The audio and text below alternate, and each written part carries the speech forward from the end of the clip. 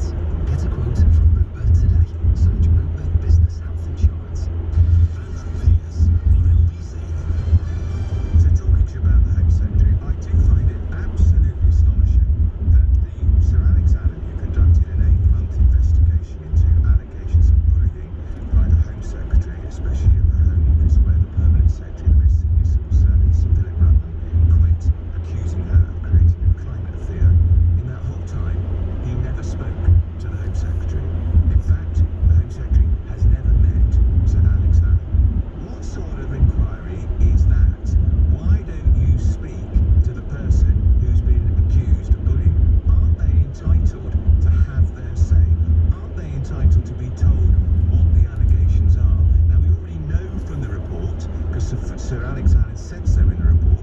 She was never made aware at the time that people thought that she was bullying people. Why? Did nobody raise it with their trade union official or their line manager? It was presumably very senior civil servants at the top of the tree, because that's who the Secretary of State would deal with. But none of the allegations were put to her. She's never met Sir Alex Allen or talked to him. I think it's astonishing. What sort of inquiry is that? Let's go to the court. Kevin in Hampstead. Morning. Morning, Andrew. Yes, the report is kidology. No other words like kidology. I put this government, I vote this government in power. I want this unfit department held to trial. They've already been told by many ministers it's unfit for purpose. I'm all for a bit of bottom picking in high places. It is a tough business, and I want this department put in shape. And Burko has been shouting and screaming and rude and aggressive to people for the last 4 years. In fact, the Commons over the last 4 years has been absolutely horrendous with abuse and vitriol. So I'm all for keeping some bottom, get this department going. If they can't stand the heat, these civil servants are all big bucks. Get out of the kitchen and let someone else do it. And your previous talker was exactly right. Tell them public don't care, they just want the job doing. They don't. We take enough.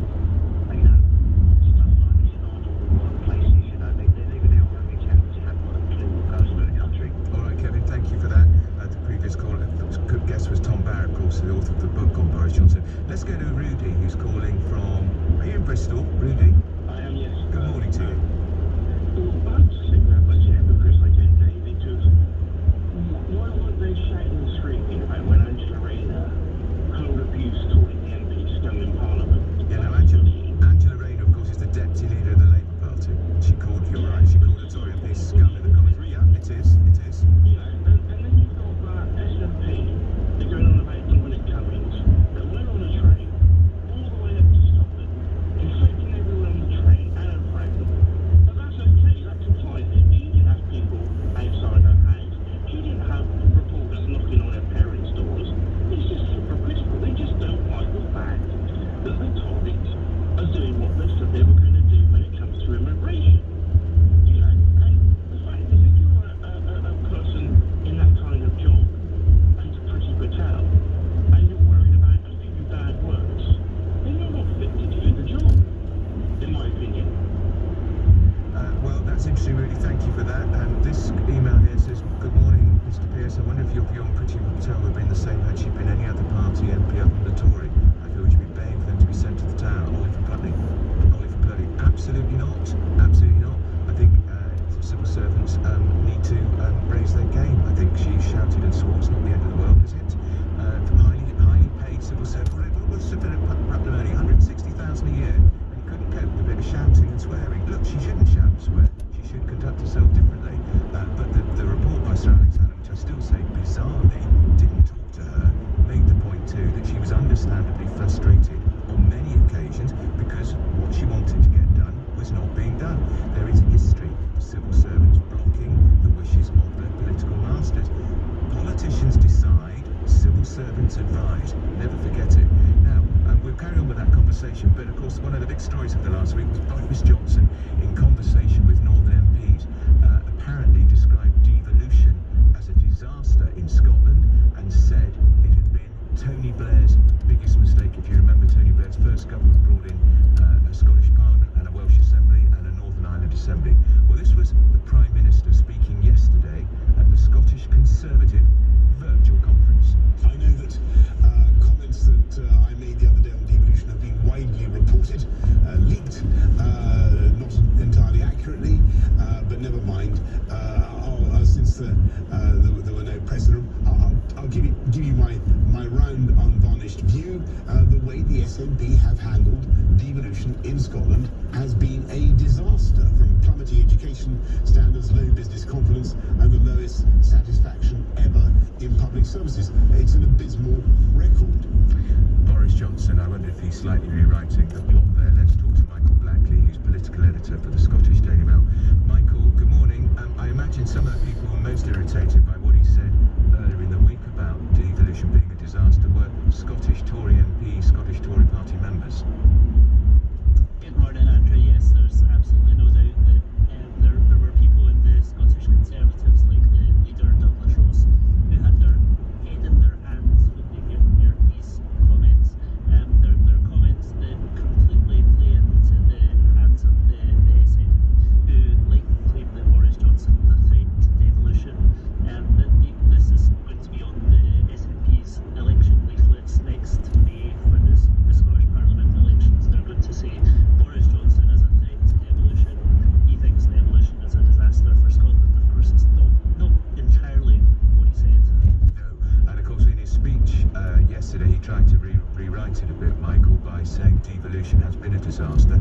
has a point. There are problems with the education system in Scotland. Standards have gone backwards, not forwards. Is that accurate? Yes, he tried yesterday to clarify his comments and his words. He wants to push the focus onto the SNP, the fact that the way that the SNP has handled Devlin has been a disaster, and certainly he's highlighting a lot of legitimate points that in education, Scotland's slid down the international rankings since the SNP came to power, and there's been a lot of issues with health projects, with waitings, with planes that have never been delivered to improve performance in that. The economy is largely behind the UK and has been for several years, so he wants to shift the focus back to the SNP not using the powers that they have, and certainly there's a lot of people that agree with that. All right, that's Michael Blackley. He's political editor for the Scottish Daily Mail. We'll carry on with that conversation about Priti Patel, but first let's look at the front pages. Picture of the Archbishop of Canterbury on the front of the Telegraph, Sunday Telegraph. He's going to take a sabbatical. We'll be talking about him a little later because he's added his voice to the call by Tony Blair and David Cameron for our international aid budget not to be cut. But the main story is the lockdown to end next week, the curfew to go, but stricter tiers on the way. That's the main story for the Mail on Sunday. Lockdown will end on December the 2nd, back to 3 tiers, some rules stricter, all shops to open. The 10 p.m. curfew, which was ridiculous, let's be clear, is to go. Sunday Express, lockdown ultimatum. The Sun has a completely different take. Exclusive, race ace gone, 7 times Formula 1 champion. Lewis Hamilton is to be knighted in the New Year's Honours List. So young to be a Knight of the Realm. I think they knighted Andy Murray too soon. I think you should knight them at the end of their career, not while they're still competing. The Observer front page, Welby warns Tories against overseas aid cuts, and the Observer got a story about Boris Johnson acting illegally over jobs for top anti-COVID staff. And interesting story in the Sunday Times. He's the most popular member of the Conservative cabinet at the moment, but the Sunday Times say prepare for tax pay next year. Tax rises loom next year as an extra $3 billion earmarked for the NHS. Rishi Sunak, the Chancellor, will be speaking in the Commons this week about the likelihood of a public sector pay freeze, I'll be speaking to a former member of the Monetary Policy Committee of the Bank of England. Let's carry on talking about Priti Patel. Should she have been fired? Still can't understand why she wasn't talked to in that inquiry. However, Billy's calling from Clacton. Is she out? Should she be gone? Well, I think she should be gone, but how I see it is it's just somebody who's plainly not up to the job. You know, if you lose your rag, if you're in a senior position, you lose your rag, support it and shout and scream at them. It's just not, you're not up to the job, yeah? I've worked with some great editors, Billy, who are brilliant at their jobs. They shouted and honoured. Yeah, but I think the thing is, plus I think it depends on where you're working. I mean, yeah, the paper office, same as me when I was in transport. Managers would shout and swear, but I mean, the Home Secretary is a great office of state. You've got to have the tools to do the job. You've got to be diplomatic. You've got to be on top of the facts and stuff like that. Yeah. Yeah, but what about the idea that which the report concedes that she was understandably, his words, not mine, Sir Alex Allen, understandably frustrated because what she was trying to get done wasn't being done, which was presumably why she shouted and hollered and swore and shouted. But I agree with you, Billy, she shouldn't have sworn and shouldn't have shouted, but I still don't think that's a sacking offence. Well, here's another thing you see. She is part of a populist government. Now I have people around me living where I live talking about migrants coming over in rubber boats, saying, well, why can't they just pick them off the beach, put them in a van and take them straight back through the tunnel to France? And people really can't understand why you can't do that.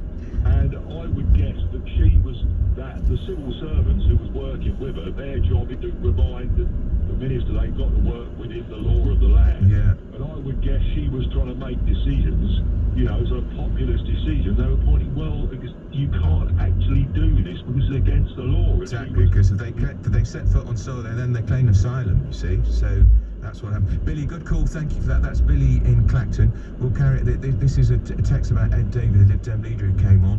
Ooh, not very impressed, are you, Mark and Shepperton? Ed David, what an old woman. Let Priti Patel get on with the job in hand. These civil servants should get some backbone. We'll carry on taking your calls about the Home Secretary. We'll know who thinks she should be fired, who thinks she should stay. 0345 6060 973. I'm Andrew Pearce, in for Andrew Castle here on LBC's Sunday Breakfast. The time is now 7:30. Headlines, Philip Chrysikos. England will be